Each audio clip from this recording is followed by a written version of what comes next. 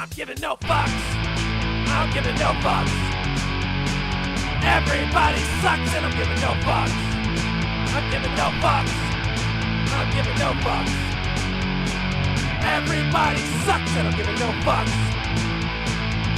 Ain't showered in a couple of days. These days have been a haze. Got crusty underwear. Ask me if I really care. The other day in the pit, wrote this and I had to shit. Let it go and it was sloppy. Nowhere near the porta potty. I'm giving no fucks. I'm giving no fucks.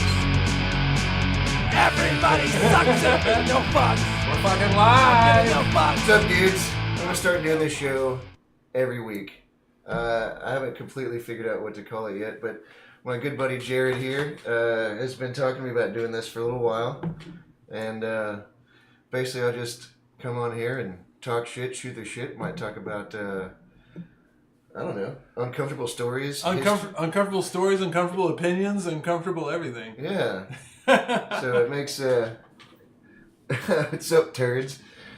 Oh shit, Brandon Williams, love him. Yeah, so if you type a question in the chat, Richard will answer it. I will answer any question that you would like. Also, don't see very well, so whenever you ask your question, Jared might actually physically read it, you know, so that I don't look like I don't know what I'm doing, which I don't. So we're this show is sponsored by Maker's Mark.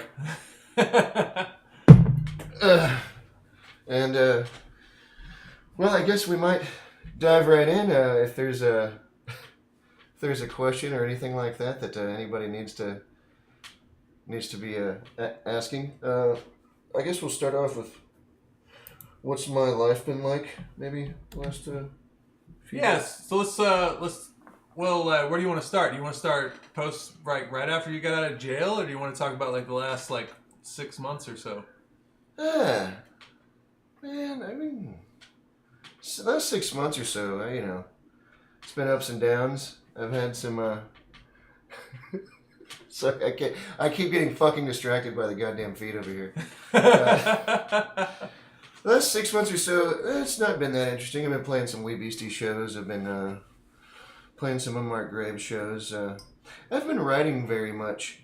I feel like I was fucking just pouring it out while I was in prison, but since I've been out, it's been a little difficult to sort of collect my thoughts. And also, I kind of fucking got let loose into a little bit of a crazy world. Donald Trump got elected while I was in prison. So when I got out, I mean, it was the fucking Twilight Zone, So, I mean, I go in, Obama's president, and I'm like, probably get parole pretty quickly, Yeah. And fucking Trump gets elected, and I was like, oh my god, all these private prisons fucking...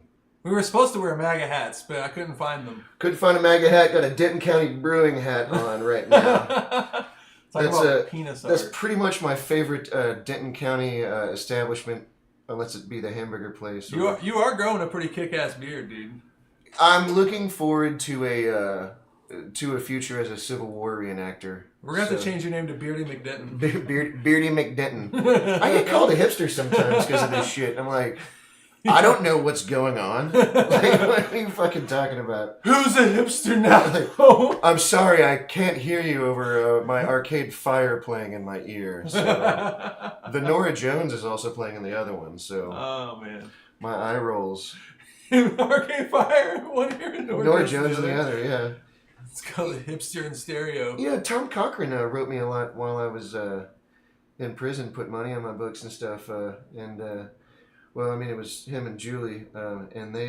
He made those free Richard Haskins shirts. Sure did. And they didn't have a 2XL when I was still twice as fat as I am now. I'm still fat. You've gone down to regular chubby now. And I would lose more if I would quit eating Ben and Jerry's. Man, I broke down and ate some fucking ice cream today. I know I don't seem like I'm a fucking stranger to the buffet line in any way, but I ate some ice cream. I don't know if it's really ice cream. I went to Jason's Deli.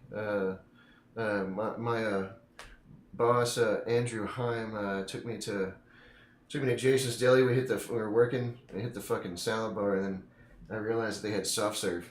and as many trips as you wanted. So I'll let That's you know. awesome. I piled this. I was pouring fucking sauce out of my mouth and at a record pace. Wheezing the juice. I was wheezing the juice. Speaking of wheezing the juice, this show is sponsored by Maker's Mark. Sponsored by Maker's Mark, the maker of marks. Talk about penis art. Rory, I love you so much. I hope that you're doing very well in Thailand. Penis art, yes. Okay, so this is very, very strange. Aurora's in Thailand? Yeah, she lives in. Yeah, I didn't know that. the more you know. We went to. My boss the other day, he didn't have a lot of work for me, but he takes pity on me sometimes, wanted to give me some hours, and I have a habit of drawing just dicks everywhere. You know that fucking movie, Superbad? Superbad, yeah. Where's dick drawing? He had that disease as a child. I've had that my entire life. It just never went away. Like, I will always draw pictures of dicks. And so I have a habit of drawing them around the office a whole lot. And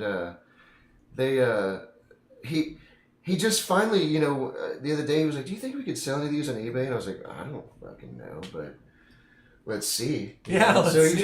he just literally threw down a bunch of cardboard boxes, a razor blade, and a Sharpie, and was like, "I will pay you $10 an hour to just draw dicks." I didn't want to just draw any fucking dick. I wanted him to be special. Yeah, if you're getting paid quality cash like $10 an hour, you want to make quality art. So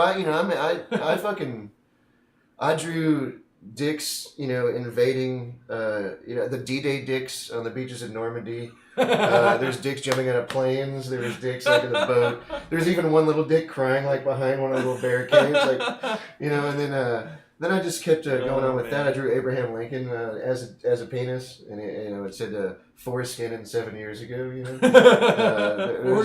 Foreskin and 7 years ago. It was a lot of. Oh man. There's a lot of good fucking dicks. Oh, I love you too, Lindsay. Oh, those were some clever dicks. Thank you so much, Autumn. You're such a sweetheart. I don't see some of these.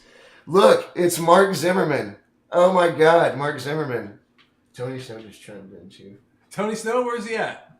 Is there a way to block him? Have you seen that video where we make fun of I posted it on here like doing a live stream, but there was this time when we did the Brutal Bash, and I was gonna make promo videos with all the artists, and I was like, "Be at Andy's on this night, and we're gonna film your promo where you talk about Brutal Bash." Yeah. And nobody shows up except for Corey Clater and Matt Battaglia, and then so we decided to just act like we were the artist on Brutal Bash.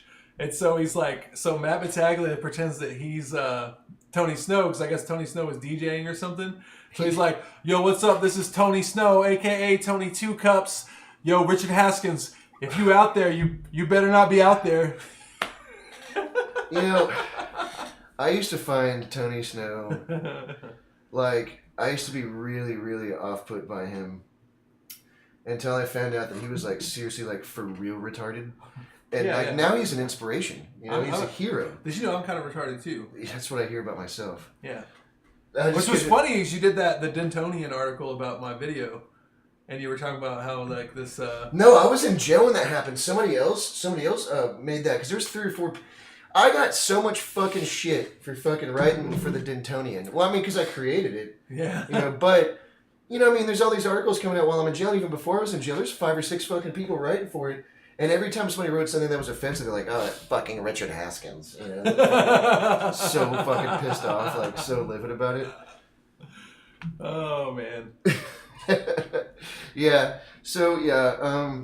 Well, I mean, that sucks, too, because the Dentonian, I only had that going for probably less than 2 weeks before I got locked up. And then, it really all started because Sarah Button from the Dentonite, I had this idea for an article I wanted to write called "How to Get Banned from Every Bar in Denton, Texas."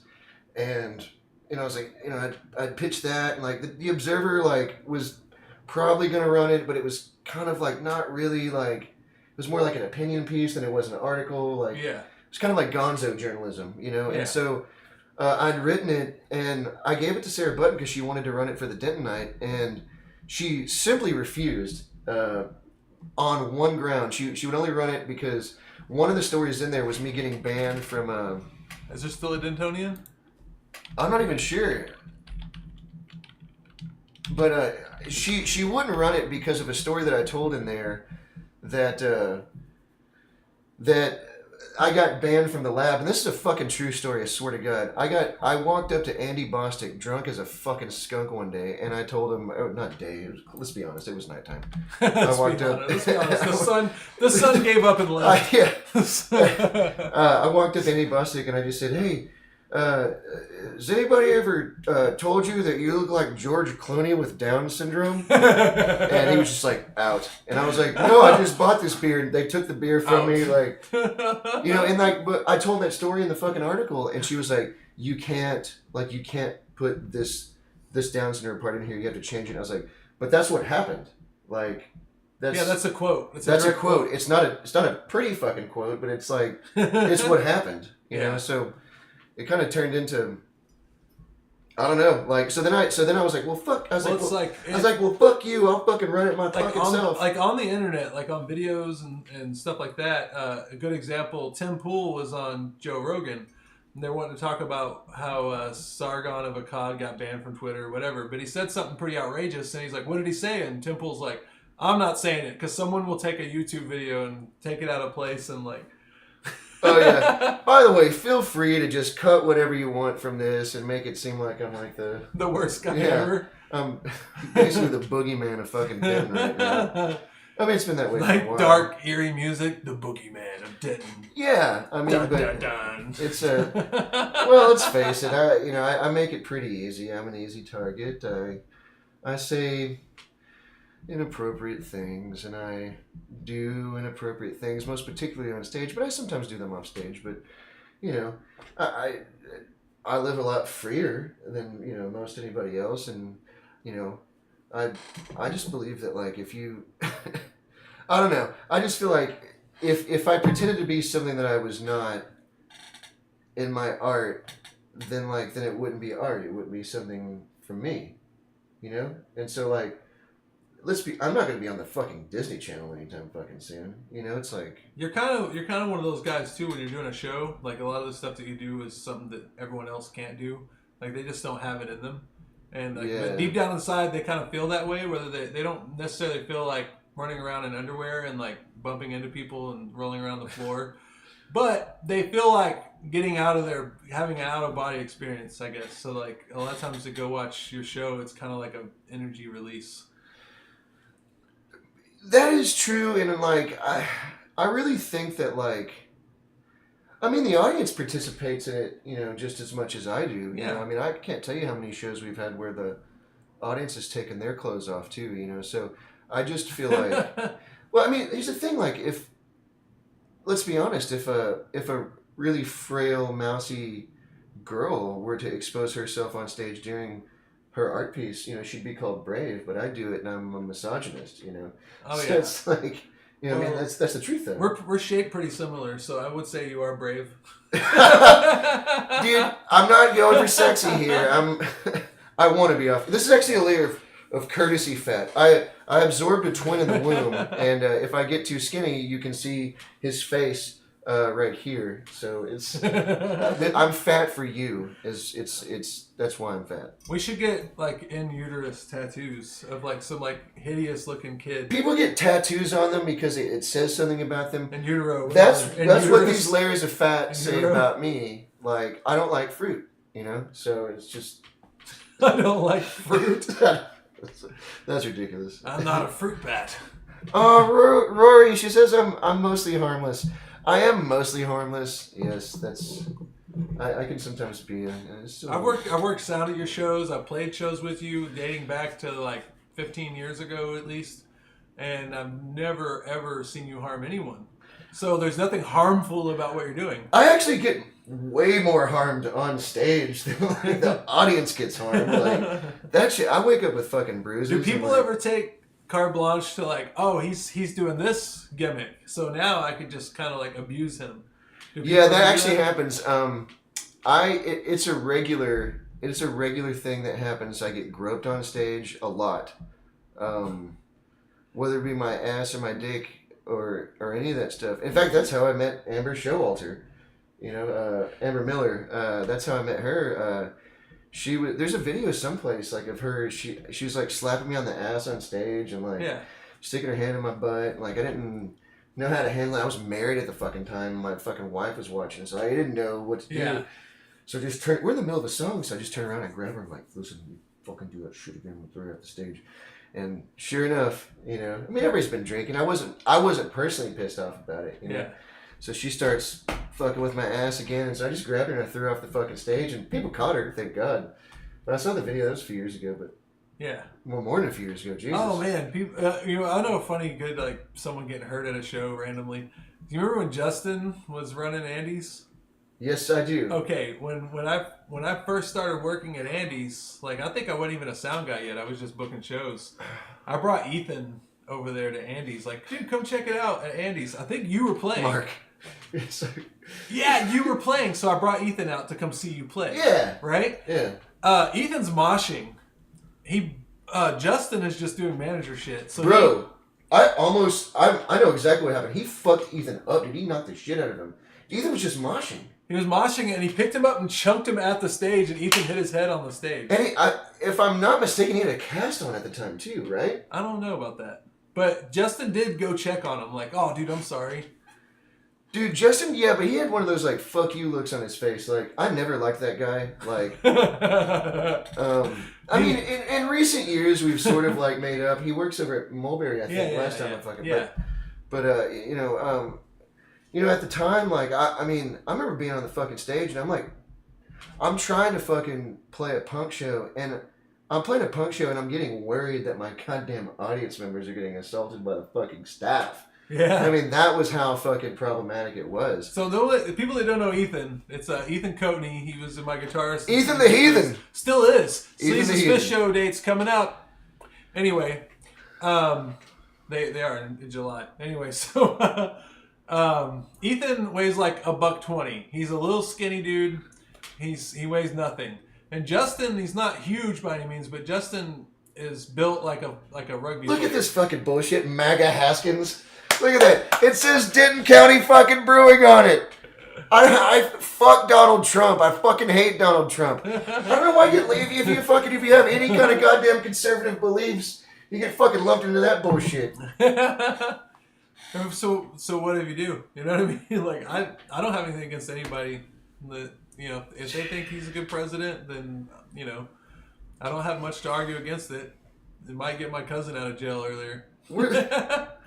Dude, you know, when I was in fucking jail and in prison, everybody laughed at me all the fucking time because, you know, I turned into fucking Andy Dufresne and fucking... I was writing so many fucking letters, like, so many. And every fucking week, I would write the governor and I would write the president, who for the bulk of the time was Obama. Yeah. Admitting to what I did, apologizing, I mean, explaining completely, like, the whole thing, and begging for fucking a pardon or clemency or any kind of fucking thing. And not once did any of those fucking cocksuckers ever write back. I'd send them pictures of cats. I would just write, like, I drew pictures and shit for them. Yeah. I wonder, like, there must have been some staff member, you know, that would, like, get these things and just, like, what the fuck? Well, it's Haskins. Throw it back in the fucking Haskins pile, you know. I don't know what the fucking. I never knew. They end up creating an automated response to it that gets sent to you. Yeah. I mean, thank you for writing us, Mr. Haskins. We always enjoy your letters, and they never read them. It just automatically gets returned. Oh yeah, for sure. I mean, well, half it though. Like I remember, I was getting really pissed. You know, we were talking about this outside. Like I got pissed because while I was in jail, like my son wrote me a letter, and he wrote it in fucking crayon. And, like, they didn't give it to me. And they wouldn't give me, like, a copy. Like, I even asked him, like, dude, you have a fucking Xerox machine here? You've got several offices here in the fucking jail. You can't photocopy me the letter? You know what I mean? Like, I don't understand why they don't just do that. Because, so he wrote a letter in fucking crayon. And they wouldn't give it to me because it was written in fucking crayon. Because they were like, oh, you can hide drugs in the wax. Which I was like, oh, sweet. Like, that's a good thing to learn, you know? I never knew that before. It's a cool trick. And, like, I was so heartbroken because they just sent me this fucking thing that was like, oh, you received a letter from this person, but it was rejected, and here's why. And they actually showed me the letter that they sent back to him, and it was, like, just this angry, like, do not write letters in crayon. And I'm like, You're writing a letter to a 10-year-old fucking kid, like, you know what I mean? Like, he's trying to write his daddy a letter, you know? Like, fucking, it's bad enough that I'm in fucking jail or in prison, at the time, and it's like, That's messed up, man. Yeah, it was pretty fucked up, but, shit happens sometimes. You're looking at hiding drugs in wax. What? Look at that. First thing that pops up, U.S. charges 5 men with hiding 1,300 pounds of wax, of meth in wax. That's fucking crazy. Like, I didn't know until pretty recently, like, that was like a thing that you could do, Fucking A. Man, it's good to know that you can do that little double screen thing, because, like, if you just wanted to pull up, like, Pornhub or whatever, like, if people just got bummed, like, they're like, oh, well. They got bummed. This is not interesting. This is not why we watched Richard Haskins. Like, we wanted nudity, Like, they're going to deal with.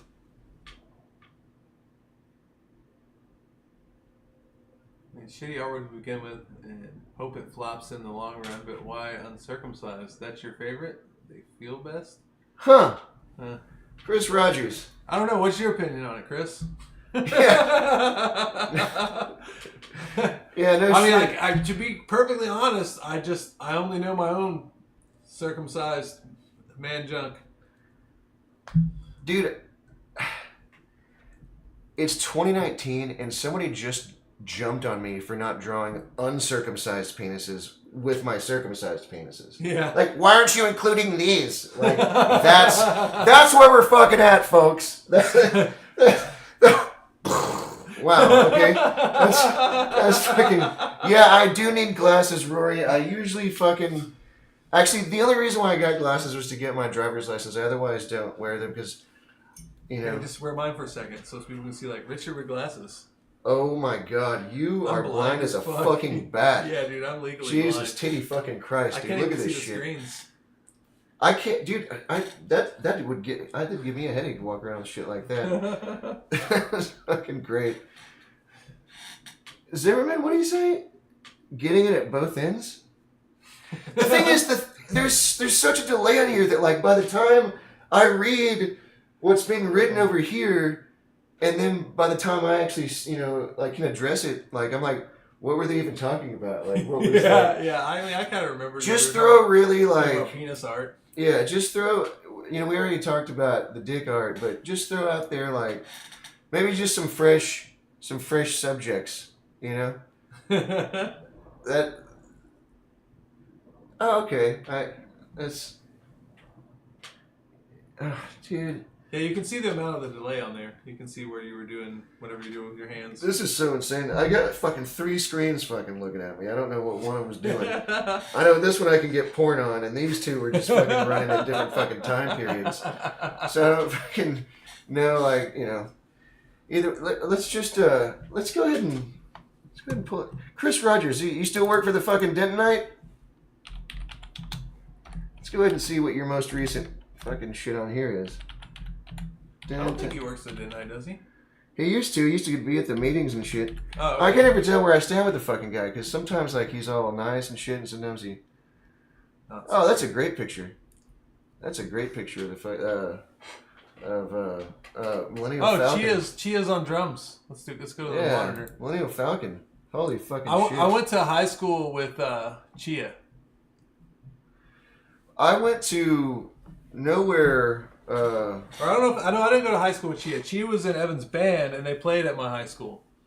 But I've known Chia for like 20 plus years.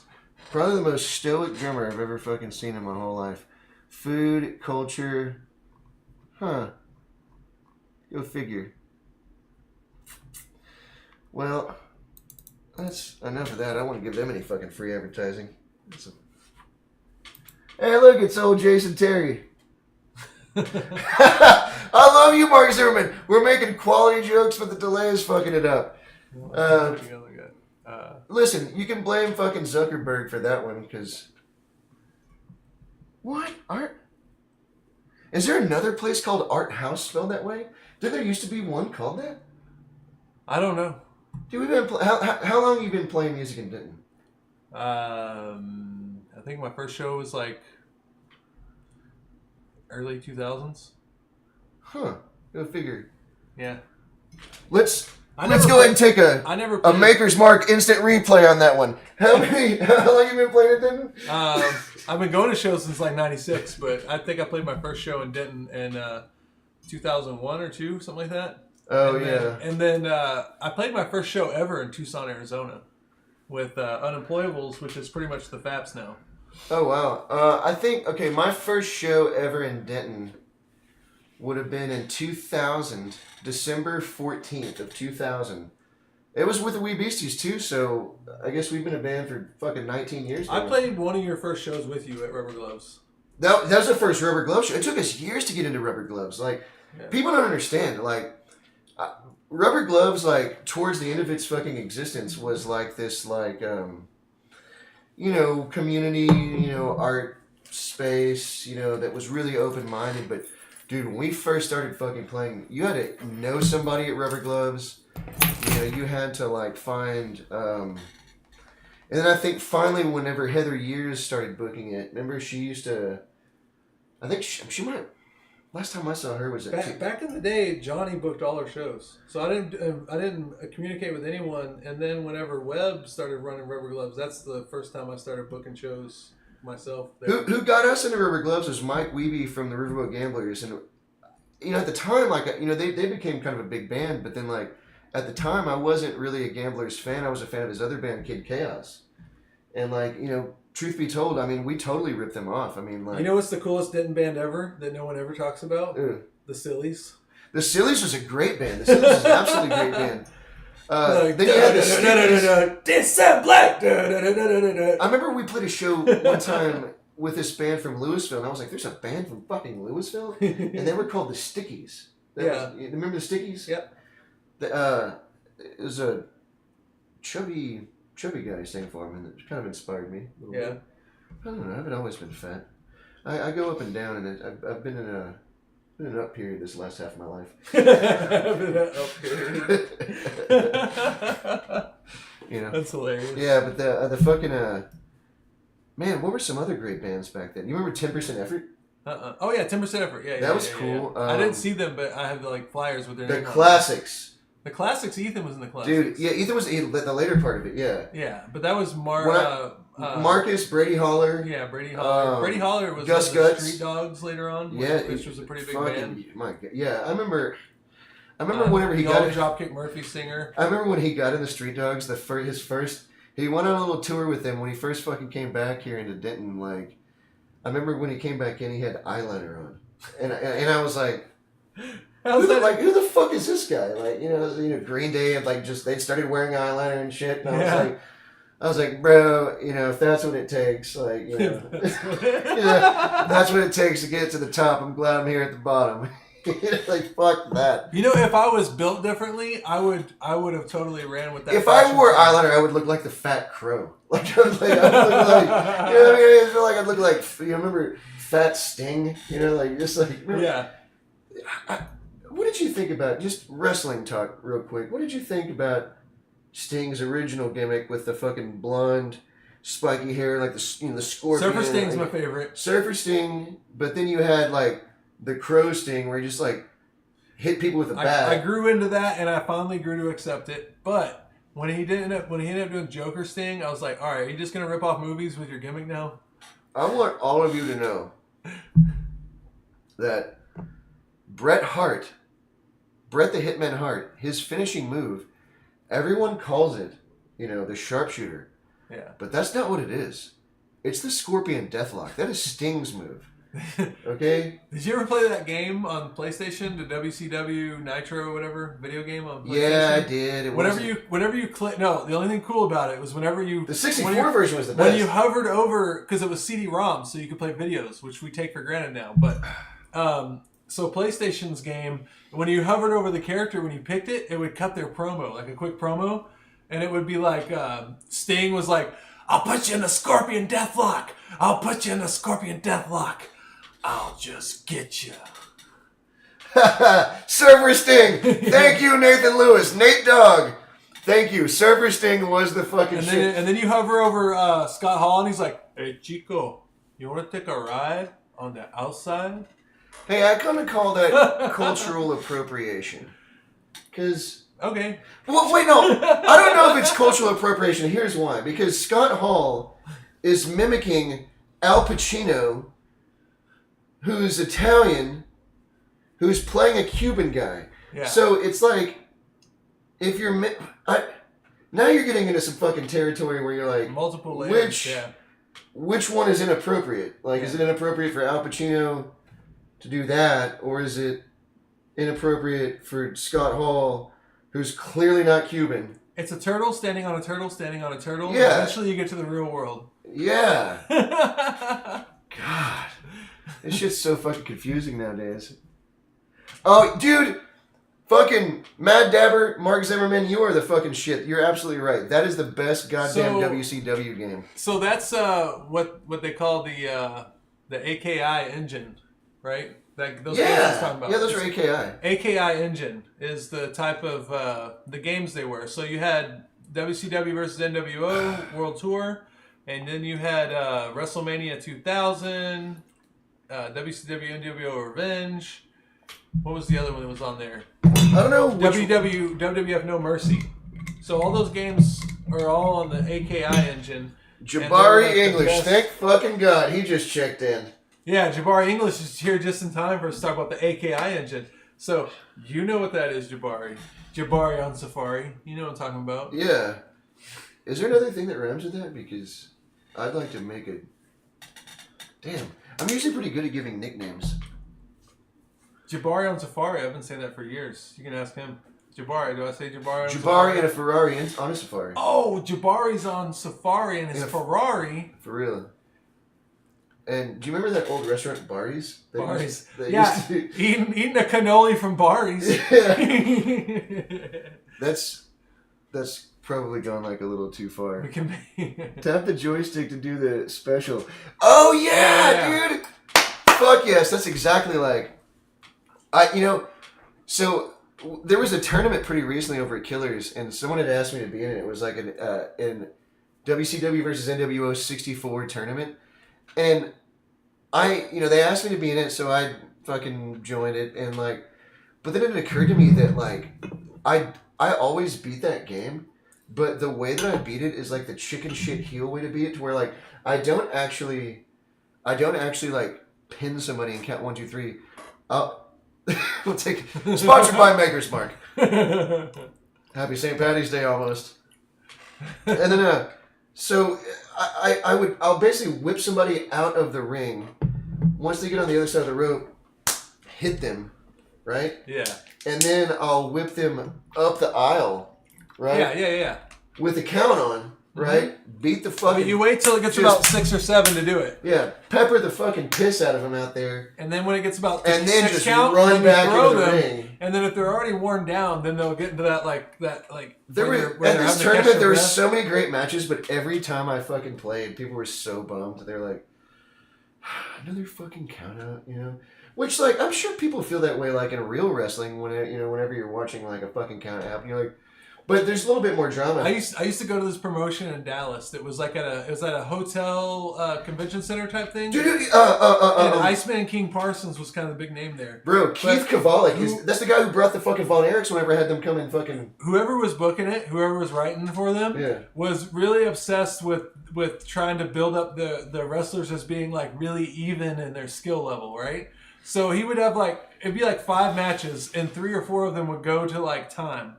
It'd be it's a draw to time, and several matches did that, and I guess the booker was trying to not lift the curtain of kayfabe. Man, countouts those are called Broadways. Well, the longer versions are called Broadways back in the day. If you wrestled to the fucking time limit, and Ric Flair was of course, king of them.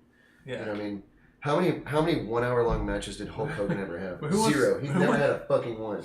Yeah, Ric Flair did 380 hour-long matches a year from fucking 81 to goddamn 1990 or some shit. That's the best. That's insane. Well, yeah. And he was living on fucking whiskey. He didn't drink whiskey. He drank his drink of choice was the kamikaze. Yeah. You know, that was his whole thing. I read in his book. He said, I spent more money on kamikazes every year than most men made. No, you know what else he would say? On spilt liquor. Yeah, spilt liquor. On spilt liquor. I spent more money on spilt liquor than most men made. I spent more money on spilt liquor than you'll make in your whole life. Oh shit! Oh shit! Look, eat some calamari from Bari's on safari in a Ferrari. Eating some calamari. Jabari. And eating a cannoli from Bari's. Damn, calamari. You know, you remember that? So let's go back. So back when Bari's was there, you also had like, what else was on Fry like back in the day? You had the X, that fucking record store. Yeah, the X was cool, dude. I bought my first Donna's CD there. Oh my god. Donna's, yeah, Teenage Rock and Roll Machine. Fuck. Okay, I remember. So I walked in there when I was 14 fucking years old, and Mike Wiebe from the fucking Gamblers. He lives across the street. He's working yeah, of course he did. He lived at the little white house next to Superhead, the little apartments. Yeah. That's where Mike Wiebe lived back in the day. That's how he got that other house with fucking Foddy over there, goddamn, up like on Oak. Yeah. They had that pirate flag like hanging on the fucking thing. They used to, but anyways, but like, I was 14 years old, I walked into fucking the X, and I was like, hey, like, it was pretty obvious that I didn't know what I was looking for. Like, I knew I liked the Misfits. That's all I knew. Yeah. Which was great, because Mike loves the Misfits, you know? Yeah. So, you know, I remember, like, being like, hey, like, I want this Misfits record, but I'm, like, kind of looking for some, like, other records. I feel like I'm fucking trying to buy drugs from him, you know what I mean? Like, hey, I want the strong stuff, you know what I mean? And he's like, hey, you should get Black Flag My War. Yeah. Okay, you know? So I'm fucking looking through the gun and I'm like, sweet, this looks cool, you know? And like, what else? And he's like, do you like Fear? Like, yeah. Like, throw Fear down, you know? I can't remember what 7-inch it was, what the main title of it was, but the one that has Wasted on it. Yeah. That's the first Nervous vinyl. Breakdown. Nervous Breakdown, yeah. Yeah. So that's the first vinyl I ever bought. I'm gonna be honest. So when I bought the fucking My War album, you know, I remember, you know, I listened to Misfits record a bunch, and then I think I listened to, there's something else like I listened to a bunch, and then I remember I fucking threw like it was the Black Flag one, like I threw on, and like it was like early in the morning getting ready for school. Again, I'm 14 years old, you know. I threw it on like in the morning and on the turntable, and I like listened to it, and like I was like, what the fuck is this fucking dog shit? And like this doesn't sound like punk rock, you know? Like this is, some of it was just weird and slow and didn't make any sense. Yeah. And then by the time like I listened to like the, you know, back then when you bought a fucking record, you fucking kids today, you have you fucking click on a goddamn, you're stressing over a 5-second fucking ad before your fucking video, you know? Back in the fucking day, you know, you would have to buy a fucking record, like, sight unseen. Like, you had no idea what was on this album. Yeah. And you know, you got time and you didn't get the preview. Gas, like, money and, like... I'll give you a good example of disappointment. And some people may disagree with me on this. But anyways, but you would force yourself to listen to it, though. Yeah. So you'd be like, fuck, I bought this record, I have to listen to it. Right? So... I drove out to Zia Records in Tucson at midnight to get the new Weezer album. Because the last thing I listened to was Pinkerton. So I was the green one? You got the green one? Yeah, I got the fucking green album. I put it in my car, and by the time I got done with it, I was like, this sucks. Dude, that's a great example, because I remember being in high school when that record came out, and I was in a band, you know, and like, even back then, we were considered like a dangerous band, you know, like we were a band that like, you know, if I played anywhere, the least that would happen was somebody would have to give me a big long fucking speech before we played, like, Richard, listen, we don't want you breaking anything, okay? Like, we need you to be like can you just be on your best behavior. Like, you know, you're like, oh, okay. You know, I will, yeah. And so I remember like I'm in a band like that, and all these fucking kids that are in the other bands, like, yeah, it's the fucking Weezer Green album, you know, and I'm like, fuck you, dude, not me. Like, nah, I don't think so. Like, it was a huge disappointment. Oh, you got your hash pipe? Okay, sweet. Who the fuck smokes a hash pipe? Yeah. Just put a little bit of fucking hash on your bowl, like. One time, my dad and my uncle Raul, rest in peace. My uncle Raul, we were out fishing, and my dad had brought a joint with him.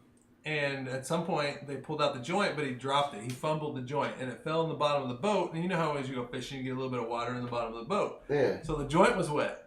Like, oh, what do we do? Fucking wet joint. So what they did is they stuck it on a beer can, and they lit something. I forget how they did it, but they lit it on fire and they let it burn without being able to hold it. Oh, to try to dry it out. Yeah. To dry it out, but then the joint catches fire. So it's sitting on the end of this beer can, and the joint catches fire. So they started like passing it around and taking nose hits off of the fucking joint because they screwed up. Jesus. Have you ever seen Creepshow? The drug scene in Denton has changed a lot. Have you noticed? Have you ever seen Creepshow? Or Creepshow 2?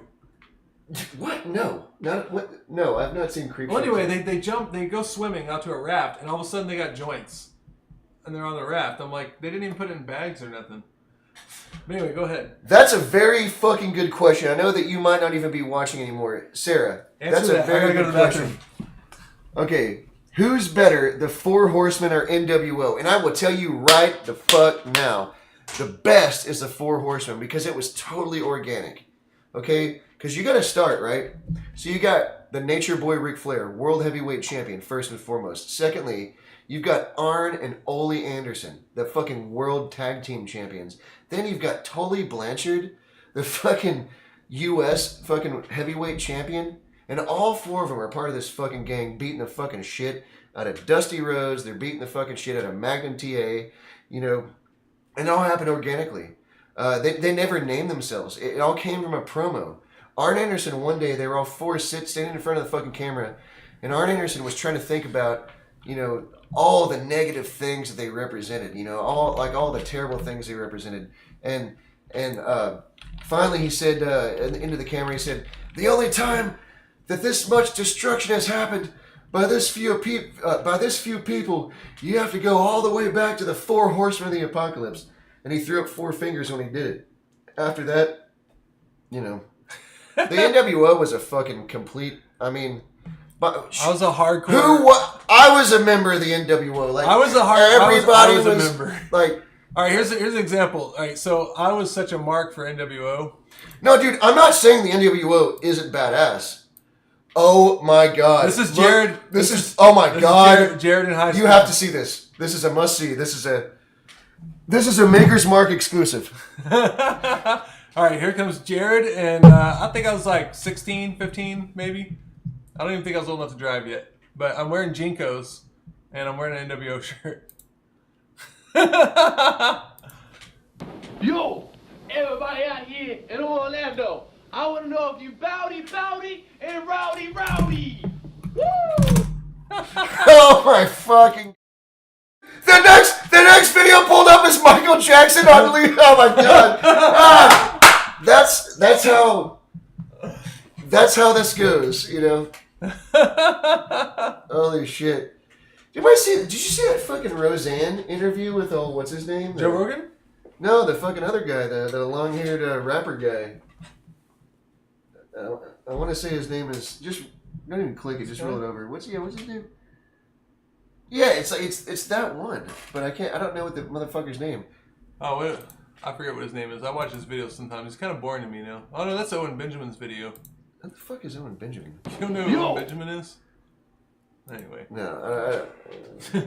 Owen Benjamin was a comedian, or is a comedian, and he was like in a lot of Adam Sandler movies, and he was in House Bunny, and he made a comment about, I think, transgender or something, made some kind of comment, and he pretty much like got fired from his people that represent him and like banned from Twitter and all kinds of stuff. And now he's going like crazy in the woods. He's actually living really good, but he makes crazy videos.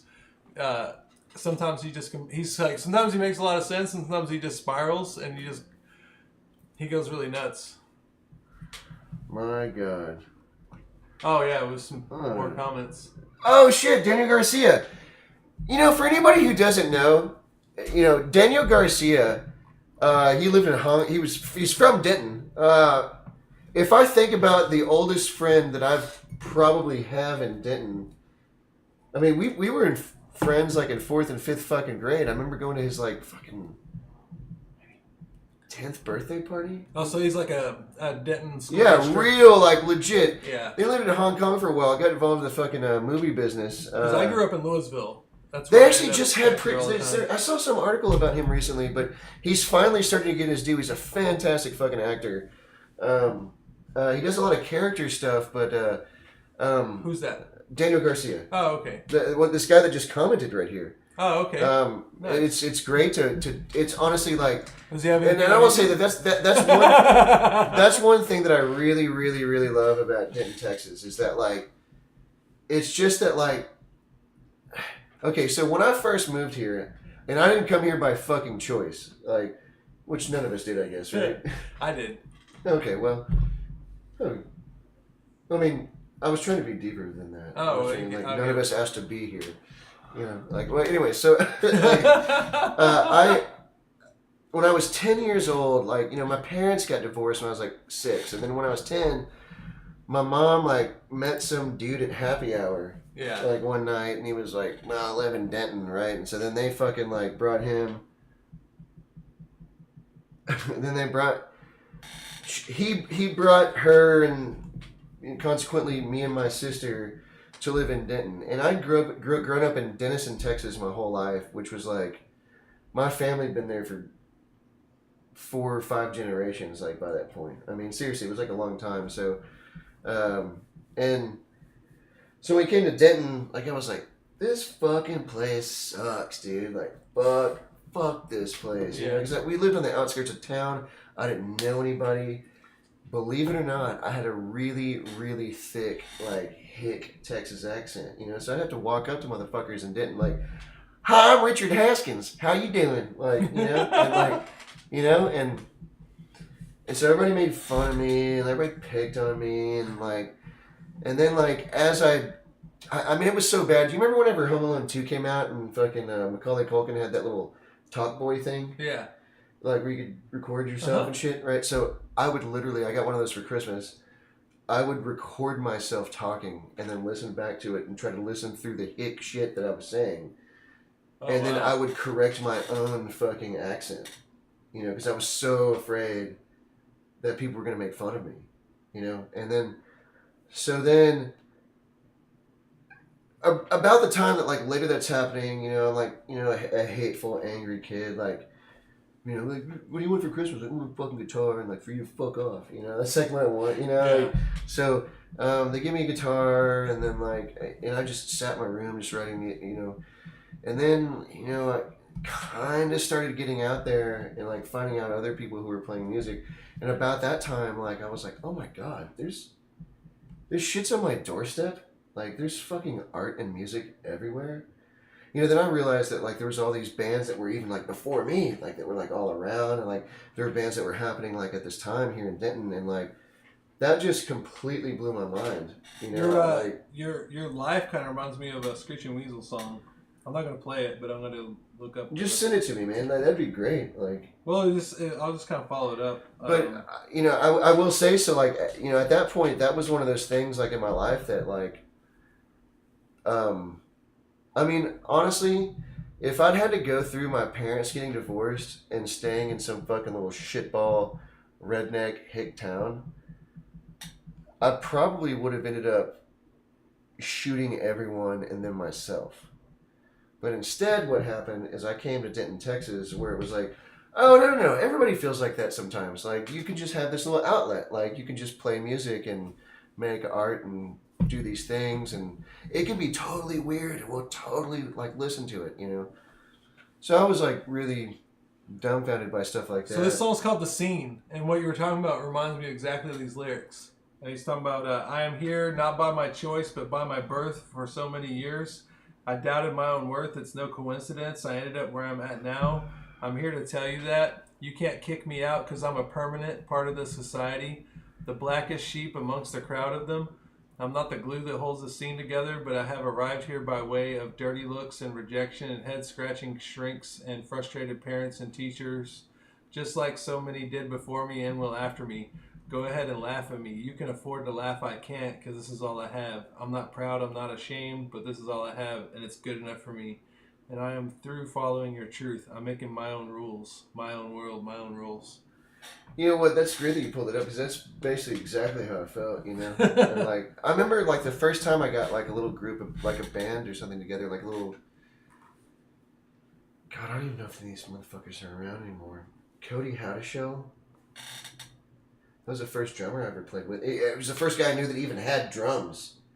Yeah, that's kind of how it works. I mean, yeah, it was like if you have an instrument, you're in my band. You know, if I know you and you have an instrument, you're in my band. That's how I ended up playing drums. I knew people that played bass and guitar, Jed and my friend Jonathan, who you've never met before. But it was like, well, he got a bass and Jed got a guitar. I need to go get a drum set.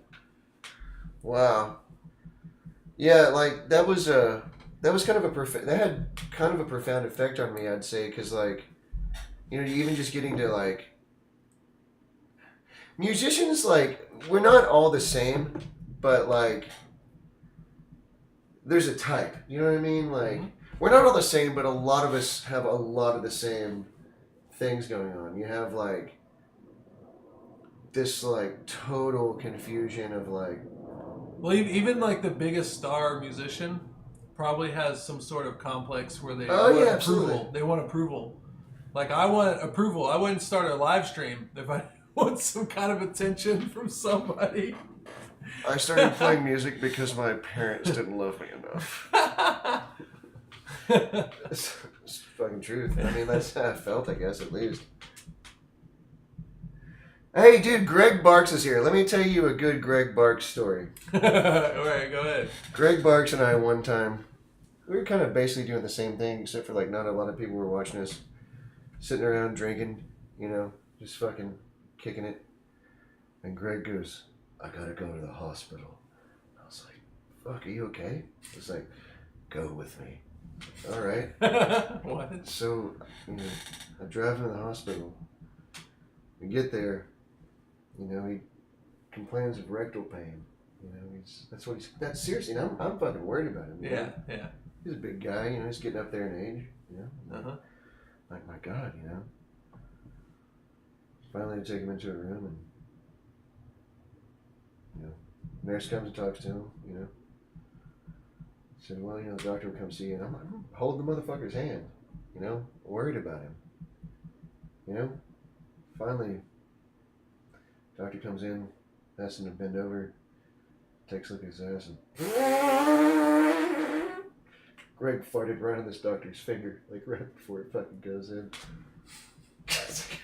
Honest to God's true story. I don't know what happened after that. You always have these stories that, like, all right, They don't go anywhere. So one time I'm making a documentary about my own band, which is pretty stupid.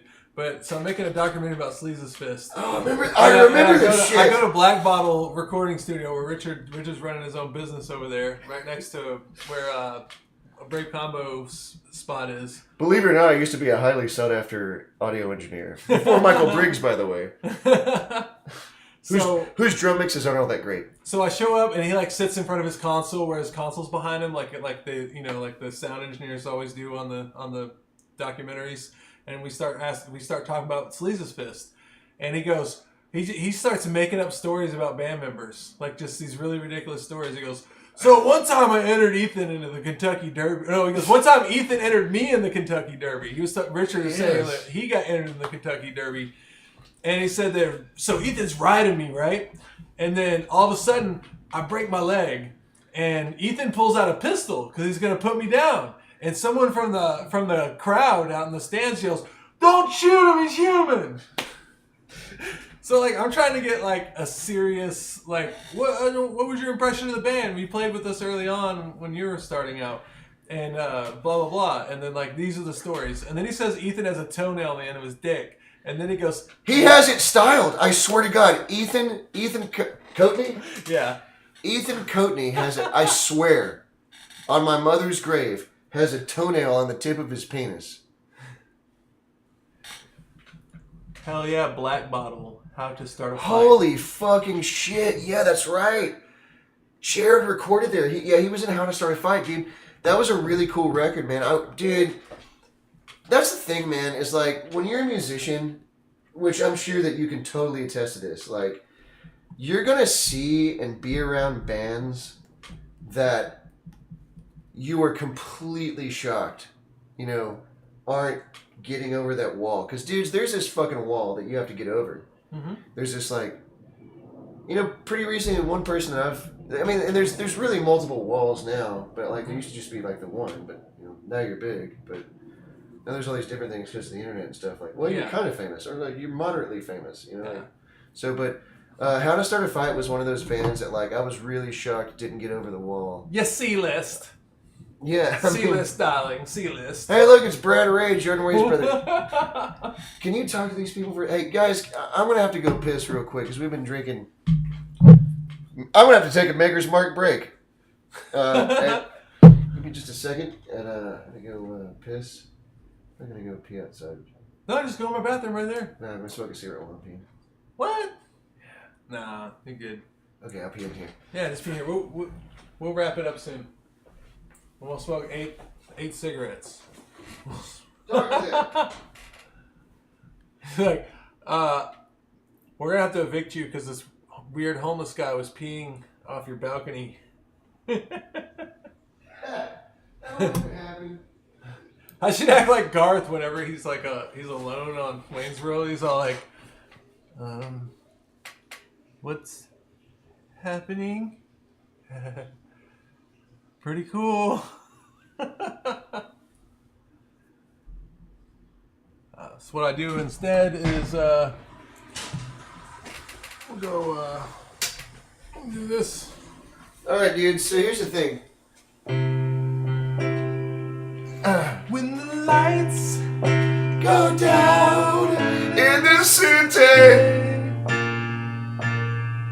and the sun shines on the bay. Oh, I wanna be there in my city. Oh, oh, oh. All right, here's the thing that I want to do right now. I know there's a little bit of a delay on this right here, but is there any way we can pull a graphic up, or can I type, or like is there any way that like Oh yeah, I can do that. It's kind of hard to do without this going though. Okay. I want to do the Who's a Cunt segment, and I want people to fucking throw names out there. Then I'll just do this right here. We'll do. We'll bring this over here. Okay. And then we'll Guys, we're going to do a segment here in a second called Who's a Cunt. And so the objective of this is I want you to throw names out there, like well-known names here in Denton, of people who may or may not be cunts. Or just people that you want to know what my relationship with them is like. Right? Yeah, I think that's the bulk of it. Yeah. Or even just throw one out there like who I might know, because I know a lot of fucking people in town. Anybody from the mayor. So just for now, we'll do this as our intro here. Yeah. Who's a cunt? Question mark. How do I make one of those happen? I haven't typed on a keyboard in forever. So you throw a name out there. I'll tell you whether or not, or several names. If you want to just throw some fucking names out there, you just ask me, and I'll tell you whether or not they're a cunt or not. I'll go down the list, and I'll give you fucking reasons. I'll tell you absolutely why, or when they've been a cunt to me. You might even be able to share a personal story about how this person may or may not have been a cunt to you. So just sort of throw some names out there. I'll tell you whether or not they're a cunt. I got an idea. You got a few people in there?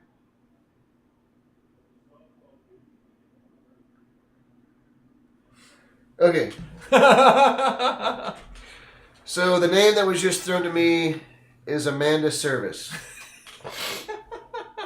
Is Amanda Service a cunt?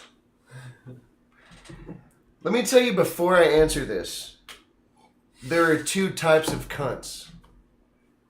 There are upfront cunts, people who are like, hey, I'm gonna be a dick, but here's why. And then there's like backdoor cunts, and those are the worst kinds of cunts. You know what I mean? People are like backdoor cunts behind your back, like cunt, like The ones that are like this. What's up, Richard? What's up, Richard? Hey, by the way, fucked your girlfriend. Sorry. You're like, what the fuck? Like, yeah, absolutely. Backstabbing fucking cunts. Okay? Amanda Service was the name that I was just given. Amanda Service is an out front cunt.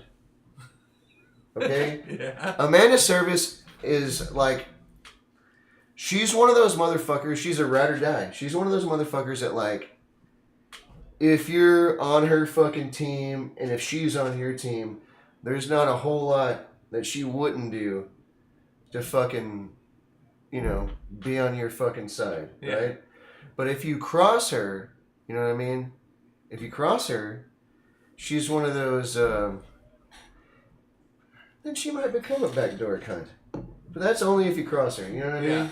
Like, beware. Like, Amanda Service, she'd give you the fucking, seriously, she'd give you the shirt off of her back if you're her friend.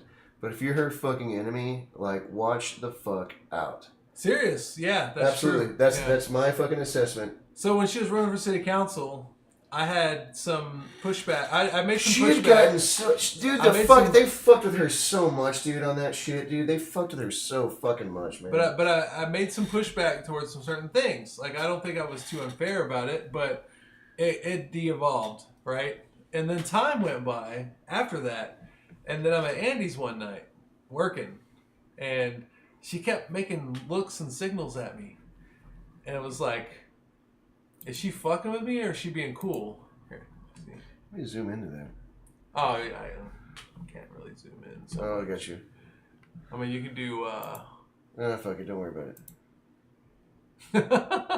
Who a cunt? That's even fucking funnier. I don't know why. It almost could be taken as like who a coon, which is not okay. Oh god. He said that, not me! Not me! He said that, not me! I didn't do it. You know what they'll say tomorrow? I swear to God, and that's the whole thing. They'll take us out of context. If I went and fucking shot myself in the fucking head, they'd be like, oh, Richard Haskins, he was a gun rights advocate. That's what they'd say. Yeah. I can't even have shit like this if you accidentally say it or do it, because they'll blame it on me. Oh yeah, they'll put this up there and be like, what a bad guy. Yeah, what a fucking prick that guy is. Like, never mind the many years of just being cool organically. I sacrifice. It's a fucking whiskey talking. I sacrifice myself on stage a lot for these fucking people. I think you don't. That's bullshit. That's true. So we size it down there. Like this.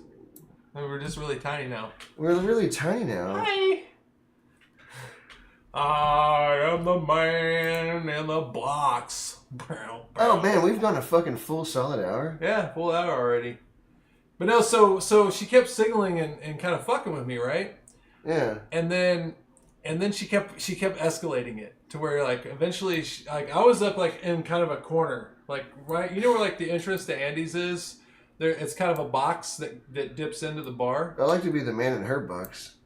Wait, what? Oh, sorry. But so like Andy's kind of has like the door kind of comes in and makes a divot into the building, right? The front door. So I'm kind of up against that, kind of like in a corner. Yeah. And she's like. She has somebody that's in a wheelchair with her. I think it was Babe Bash, not this year, but the year before. Yeah. And she's just like that, and I was just like... Diana's here! Diana Kraft! Woo! Yeah, Diana Kraft.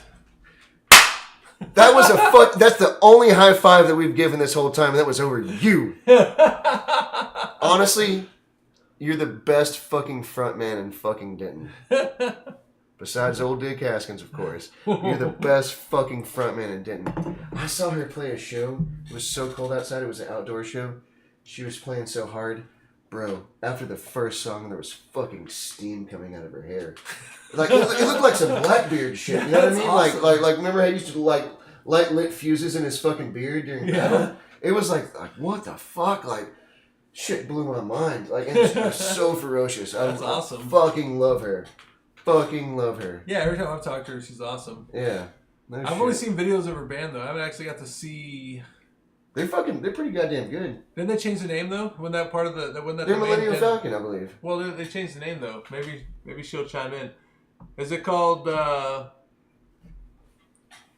She-Rock or something? She-Rock, yeah. Millennial Falcon's pretty funny. Millennium name, though. Falcon.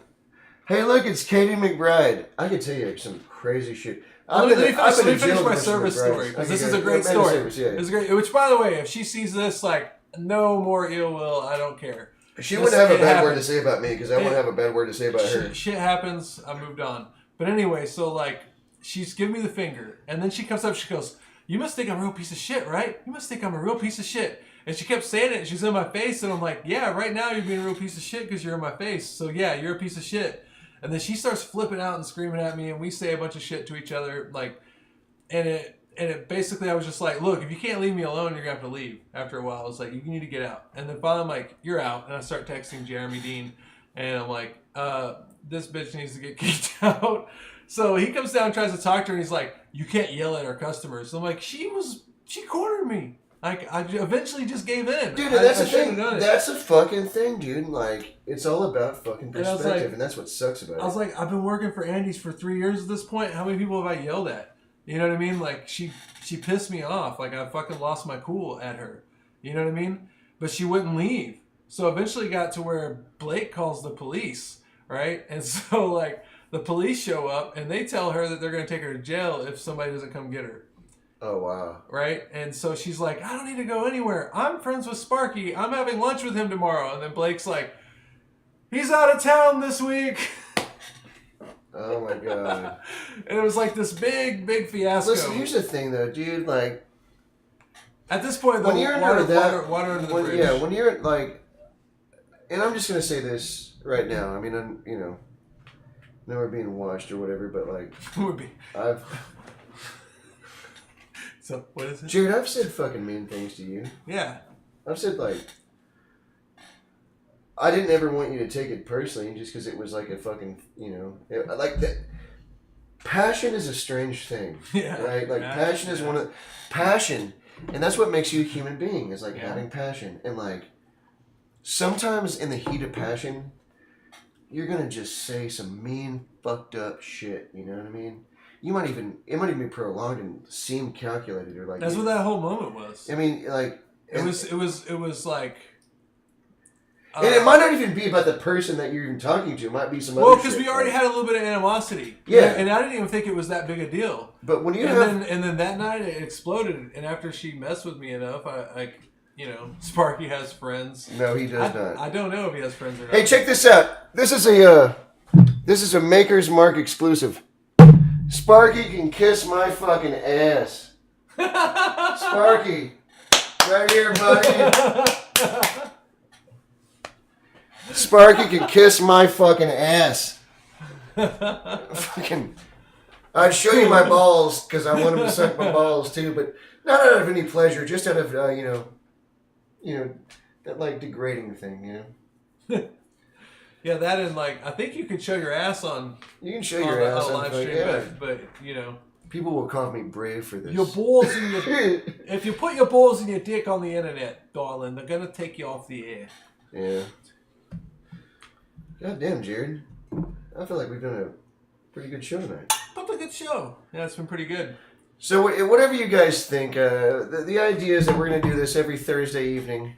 Yeah, chime in. About, we'll do it about 8 o'clock. Yeah, 8:39. Yeah, 8:39, right around there, you know. And we just keep doing this. And definitely let Richard know if you have any like segment ideas. Ah! Rory's been watching this whole fucking time!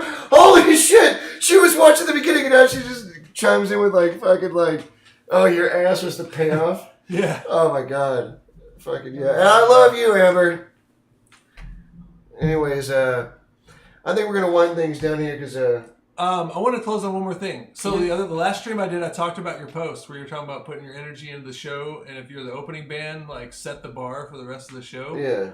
I thought that was a really cool post, and I literally was thinking about that the same day. Like, not the exact same thing, but I was thinking about healthy competition between bands and stuff like that. What do you think about that? Healthy That's the competition thing is like in the scene. people tend to think about competition as something, I don't know why, but like something to be like downplayed, you know, like something to be like, oh, we can get rid of the who's a cunt now.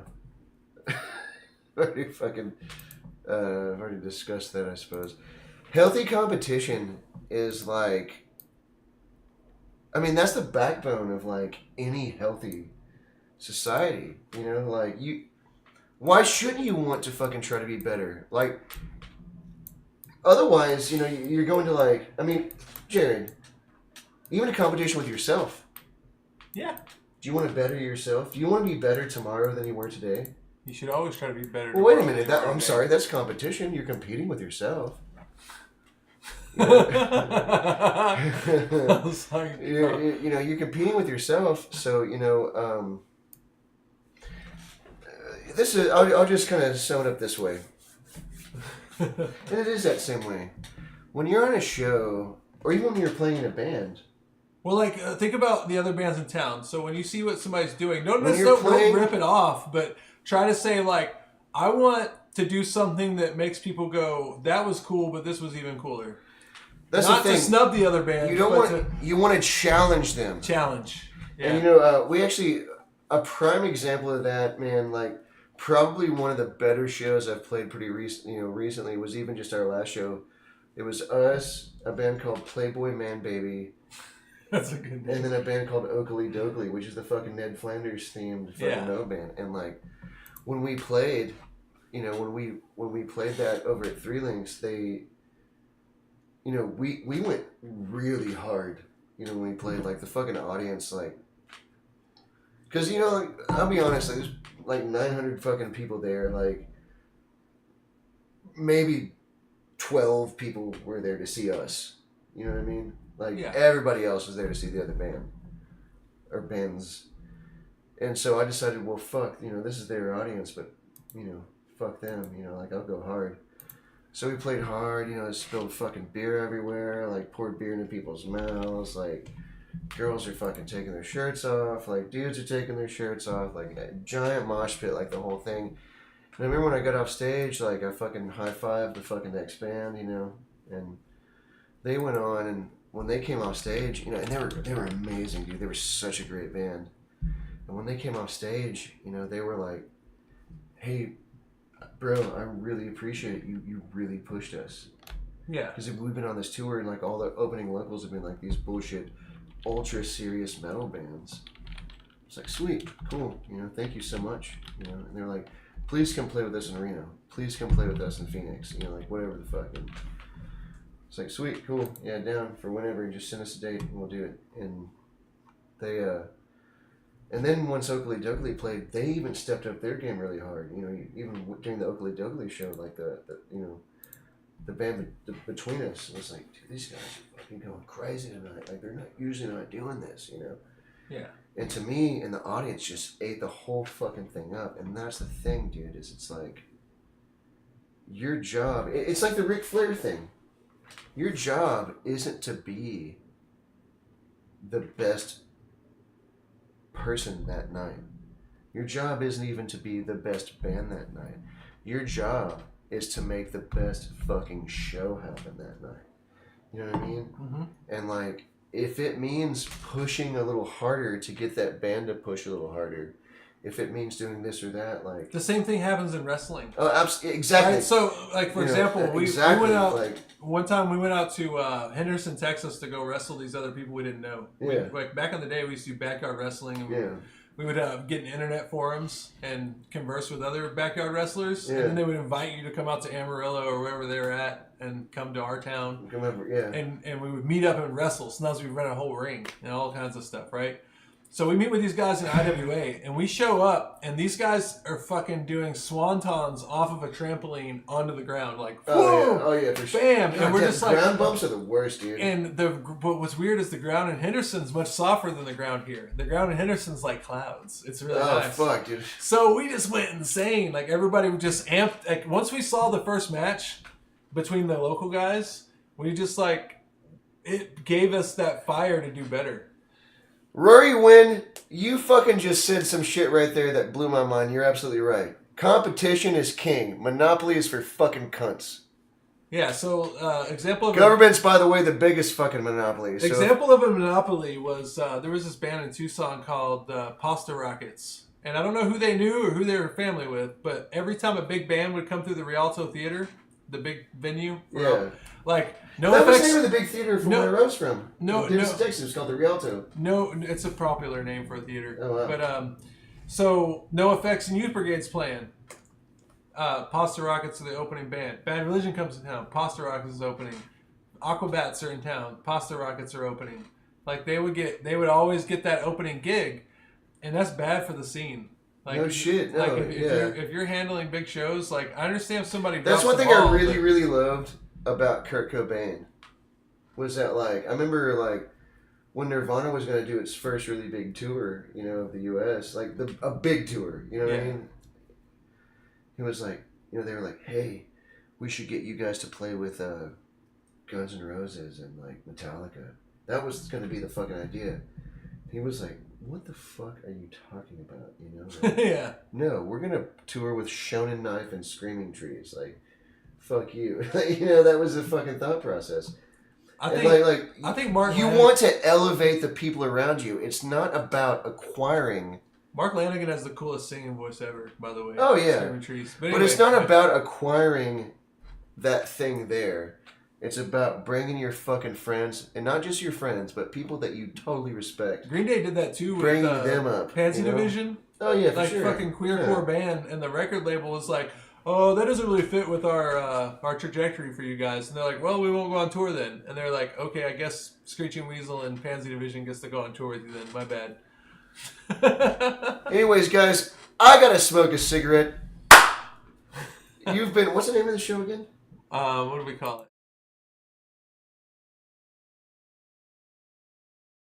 it? All right. So listen, here's the parting statement. Now, a lot of you motherfuckers might think that you know who Richard Haskins is. Well, I'm here to tell you that you don't know fucking shit.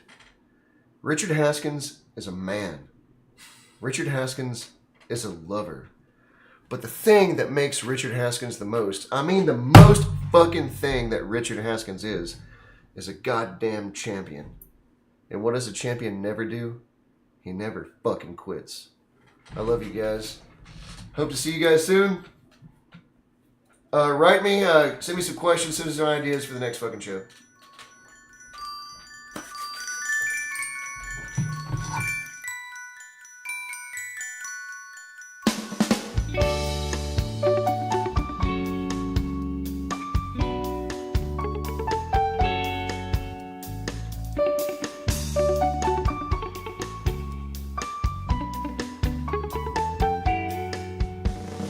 Here's something to think about when things go wrong all the time. That luck can change like that high tide. Bad things can soon turn out alright. Misfortune, a tragedy I can't seem to mind. Soon good will happen if you look, you just might find. So when you think this is the end, good things are just around the bend again.